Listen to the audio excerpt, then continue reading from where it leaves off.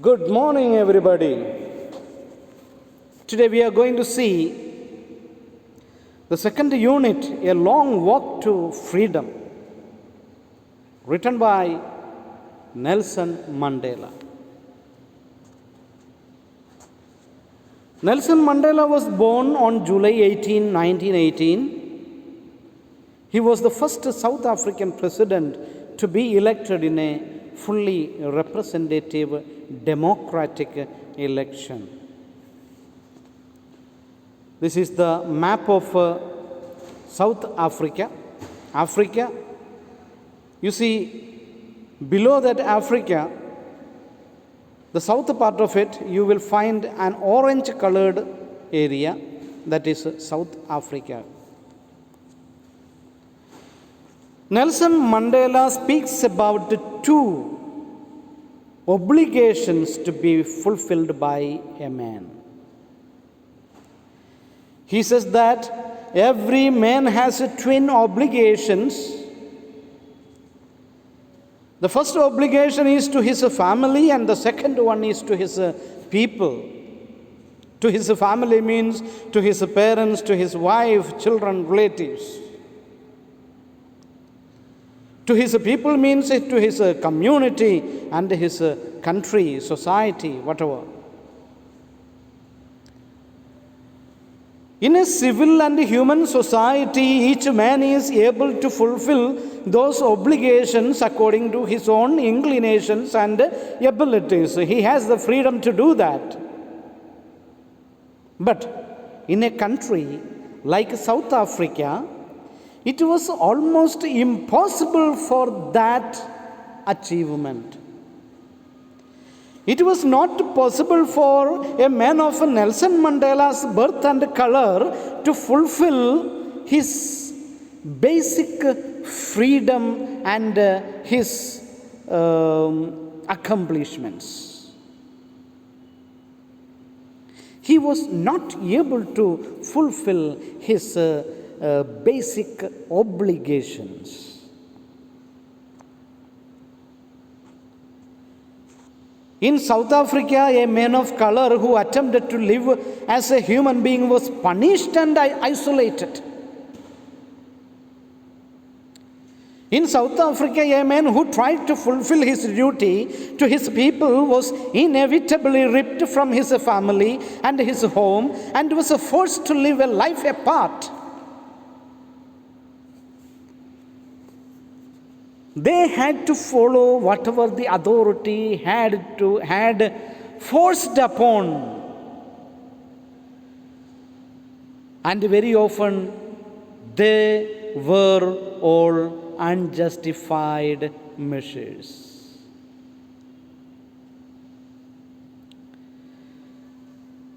If someone wanted to do something for the society, if someone wanted to do something for his own family,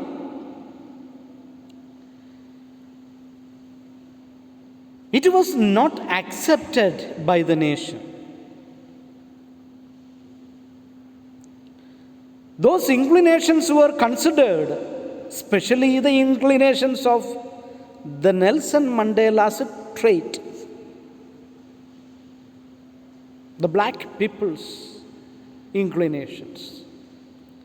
They were considered actually illegal. Their basic freedom, basic obligations to be fulfilled was considered as something awkward. It is against that our Nelson Mandela is fighting. You see, I have taken a photo from the Google. He is leading a freedom struggle march in South Africa. According to him, the nature of freedom he explains like this: I did not in the beginning choose to place my people above my family, but in attempting to serve my people, I found that I was prevented from fulfilling my obligations as a son, brother, father, or a husband. He did not have any inclinations to break down others' inclinations or obligations. But when he did his responsibilities to the society, he found that his freedom to do something for his own family was also actually being objected.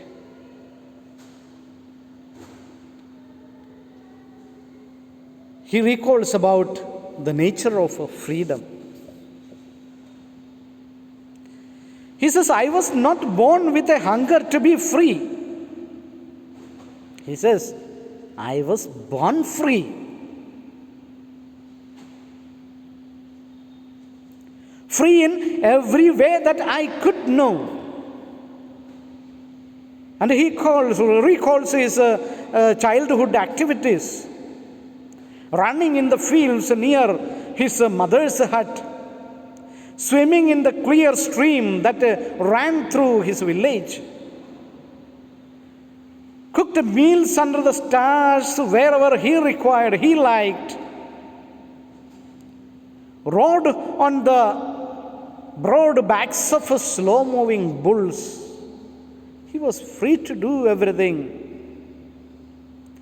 As long as he obeyed his father and abided by the customs of his tribe, he was not troubled by the laws of man or of God. It was only when I began to learn that my boyhood freedom was an illusion. Whatever he enjoyed, the freedom that he enjoyed in his childhood was only just an illusion. He discovered it when, as a young man, his freedom had already been taken from him, that he began to hunger for it. As he grew, his freedom was lost. At first, as a student, he wanted freedom only for himself, the transitory freedom of being able to stay out at night, read what he pleased, and go where he chose.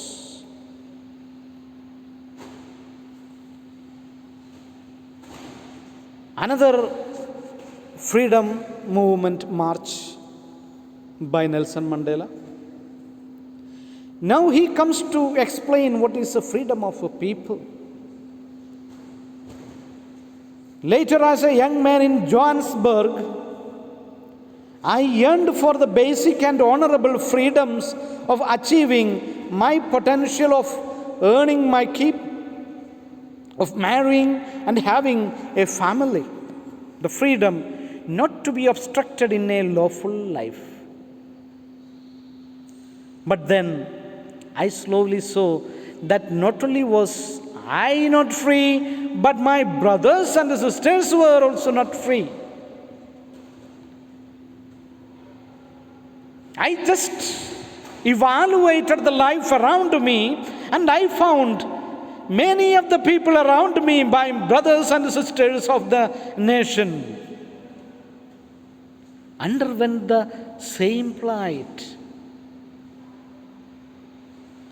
I saw that it was not just my freedom that was curtailed, but the freedom of everyone who looked like I did. That is when I joined the African National Congress, and that is when the hunger of my own freedom became the greater hunger for the freedom of my people. Now he is moving to a bigger group. Get into the real meaning of freedom available for not only for himself but also for the people.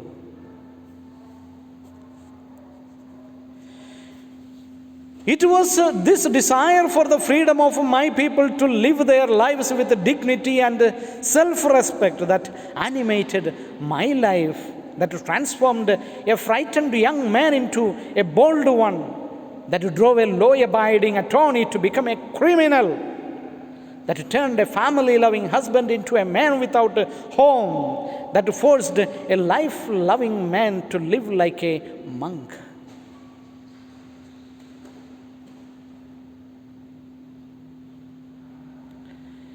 See, he is taking up the responsibility for the freedom of his people. He is ready to forget all his personal attachment for this purpose. He is changing his nature completely to get into a higher cause of freedom. He says, freedom is indivisible.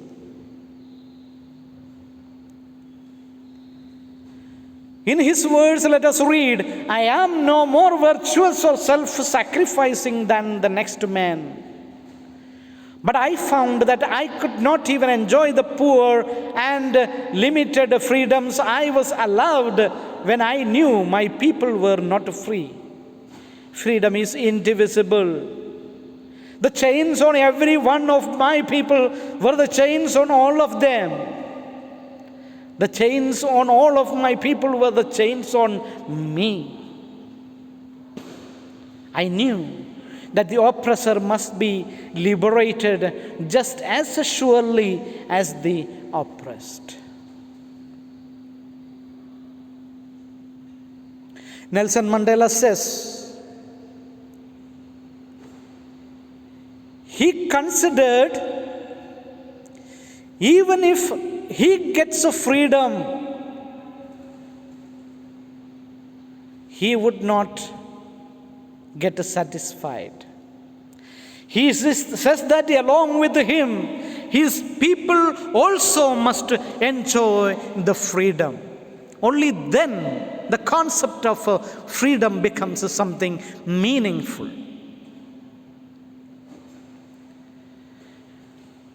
His freedom, his family's freedom, his people's freedom cannot be seen separately. For that he had conducted the marches, the strikes. He protested against the contemporary rule.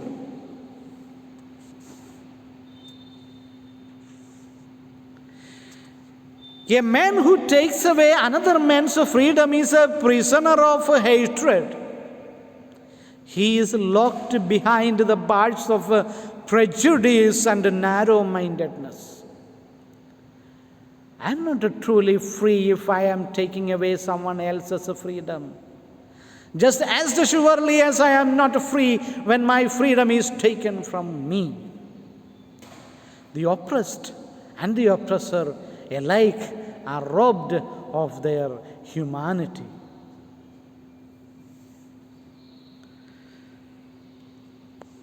These are the concepts of Nelson Mandela. Let us read the chapter very well.